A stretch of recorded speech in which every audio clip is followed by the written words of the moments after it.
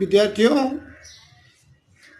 आज हम लोग साइंस सेकंड के अंतर्गत स्टैंडर्ड 9th में पाठ 7 परितंत्र के ऊर्जा प्रवाह के अंतर्गत निम्नलिखित बिंदुओं का अध्ययन करेंगे। पहला उसमें पॉइंट है आहार श्रृंखला और खाद्य श्रृंखला, ऊर्जा पिरामिड।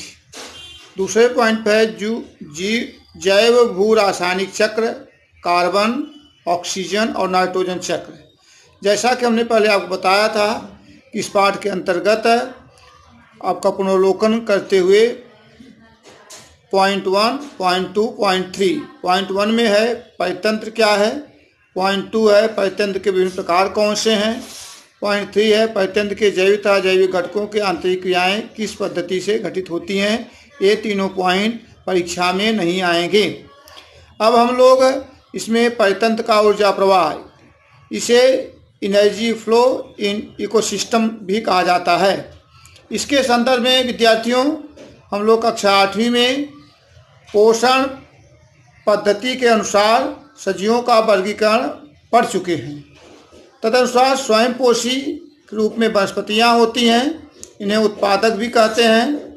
तो उसके बाद परपोषी भक्षक होते हैं, मृतोपजीवी होते हैं और विघटक होते हैं।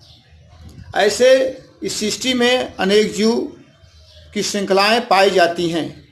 परिवेश के परितंत्र के विभिन्न भक्षक स्तर निम्नानुसार के आधार पर यहाँ सारणी दी गई है। आप पेज नंबर 81 पे प्राथमिक भक्षक शाकाहारी, इसके अंतर्गत टिड्डा, गिलहरी, हाथी इत्यादि का समावेश होता है। यह स्वयं पोषी उत्पादक वनस्पतियों पर प्रत्यक्ष रूप से इनका जीवन आधारित रहता है। इसको हम फर्स्ट कंज्यूमर भी कहते हैं।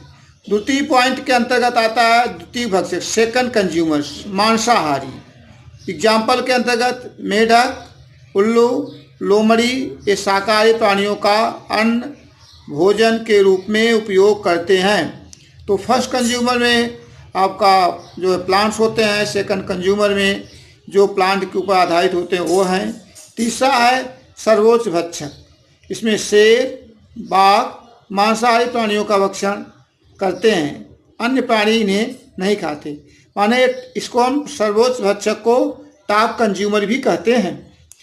इसके अलावा सर्वभक्षी मिश्राहारी भी होते हैं, जो फर्स्ट कंज्यूमर सेकंड कंज्यूमर दोनों का उपयोग खाद्य श्रृंखला में करते हैं। मनुष्य, भालू ये वनस्पतिजन्य पदार्थों अर्थात शाकाहारी और प्राणियों मांसाहारी दोनों का भोजन के रूप में उपयोग करते हैं। इसके बाद विद्यार्थियों इस पाठ में प्रेक्षण कीजिए। ये पोर्शन कटा हुआ है, इसको नहीं पढ़ना है, यहाँ पे मैंने कैंसिल कर दिया है। आगे हम लोग चलते हैं। इस पाठ में जो मुख्य पाठ है हम देखते हैं खाद्य जाल, फूड वेब्स कहते हैं इसे। कोई भी सजीव कई अन्य सजीवों का भक्ष होता है।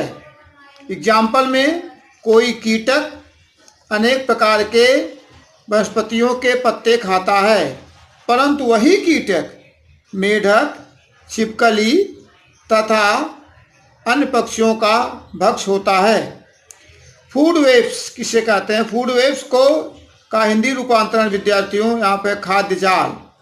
सीधी रेखा स्वरूप आहार श्रृंखला की जगह यदि जटिल तथा अनेक शाखाओं का जाल बनेगा तो इसे ही खाद्य जाल अथवा फूड वेब कहते हैं। ये प्रकृति में हर जगह आसानी से पाए जाते हैं। आपके पाठ्य पुस्तक में पेज नंबर 82 फिगर नंबर 7.3 पोषण स्तर दर्शाया गया है। इसमें पोषण स्तर किसे कहते हैं, इसकी परिभाषा पर आप ध्यान देंगे। आहार श्रृंखला के प्रत्येक स्तर को पोषण स्तर कहते हैं। इसका शाब्दिक अर्थ है कि पोषण स्तर का मूल अर्थ यह होता है कि अन्न प्राप्त करने का स्तर। आहार श्रृंखला में अन्य घटक और ऊर्जा का अनुपात निम्न स्तरीय उत्पादक से लेकर उच्च स्तरीय भक्षक तक क्रमशः घटता जाता है। 7.3 में पोषण स्तर में पहला है उत्पादक। परितंत्र के सभी उत्पादक अर्थात इस सृष्टि में पाए जाने वाली सभी वनस्पतियाँ, इनको हम फर्स्ट कंज्यूमर, इसको उत्पादक कहते हैं। दूसरे प्रथम पोषण स्तर पर शाकाहारी प्राणी आते हैं, जो कि जिनका जीवन वनस्पतियों पर आधारित रहता है। इसी प्रकार से द्वितीय पोषण स्तर मांसाहारी होते हैं। फिर नेक्स्ट जो है तृतीय पोषण स्तर सर्वभक्षी होते हैं। इसमें पेज नंबर 82 पर विद्यार्थियों वैज्ञानिकों का परिचय कटा हुआ है, और इसी पर ऊपर आप जाएंगे, थोड़ा सोचिए, यह भी पोर्शन कैंसिल किया गया है। अब हम लोग आते हैं इस पाठ के अंतर्गत पेज नंबर 83 पर। थोड़ा सोचिए, यह पोर्शन कैंसिल है, थोड़ा सोचिए, ठीक उसके बगल में वो भी पोर्शन आपका कैंसिल है। इसमें ठीक है 7.5 जलीय ऊर्जा पिरामिड है। इसमें वनस्पति, प्राणी, मछलियाँ, मानव, ये क्रमशः जैसे जैसे ऊपर जाते हैं 1/10 के आधार पर इनकी संख्या कम होती जाती है। यहाँ बताया गया है कि ऊर्जा विनिमय स्तर की रचना के आधार पे जब ऊर्जा का हस्तांतरण होता है तो मूल ऊर्जा धीरे धीरे कम होती जाती है। ठीक उसी प्रकार की संख्या में भी निम्न स्तर से उच्च स्तर की ओर कम होती जाती हैं। परितंत्र ऊर्जा की इस संरचना को ऊर्जा पिरामिड कहते हैं, जो कि 7.4 में जलीय ऊर्जा पिरामिड का चित्र दर्शाया गया है।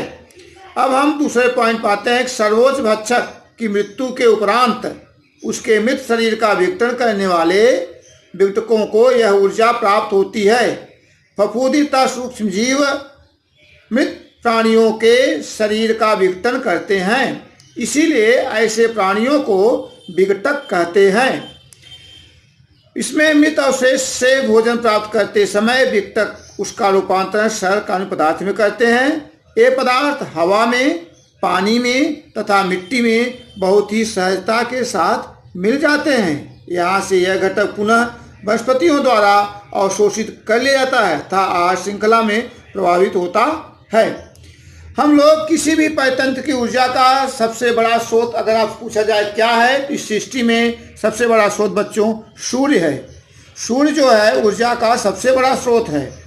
परितंत्र में हरी वनस्पतियाँ कुल सौर ऊर्जा की कुछ ऊर्जा भोजन के रूप में संग्रहित करती हैं। सूर्य से जो प्रकाश होता है बच्चों, यह पृथ्वी पर पाए जाने वाले समस्त प्राणियों, समस्त वनस्पतियों पर पड़ता है, लेकिन जितने भी प्राणी होते हैं वे सभी सूर्य की ऊर्जा का सीधा उपयोग नहीं कर सकते, लेकिन वनस्पतियाँ प्रकाश संश्लेषण के माध्यम से सूर्य के ऊर्जा का उपयोग सीधा करती हैं और उसे भोजन के रूप में संग्रहित करती रहती हैं।